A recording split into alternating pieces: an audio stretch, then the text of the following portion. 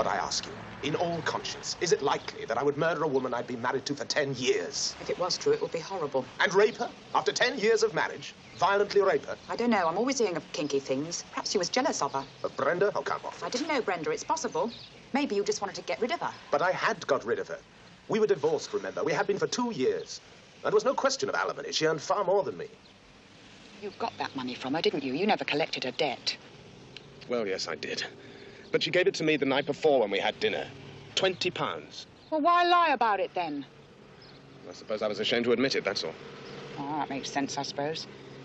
But here, wait a minute. If Brenda gave you the money at dinner, why'd you sleep in the doss house? You could have afforded a hotel. I didn't realise that I had it. She slipped it into the pocket of my raincoat. Oh, go on, Dick. Why don't you pull the other one? It's got bells on it. But it's true. I suppose she didn't want to embarrass me. You've got to admit it, it's pretty tall.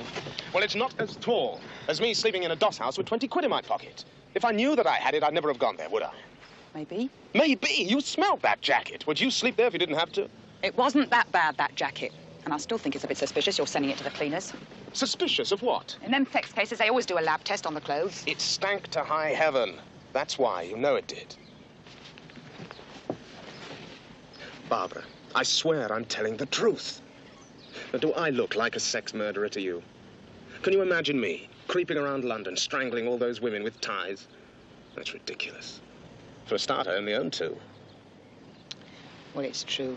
That jacket was a bit smelly, and I suppose if you had known about the money, you wouldn't have stayed with a lot of old men like that.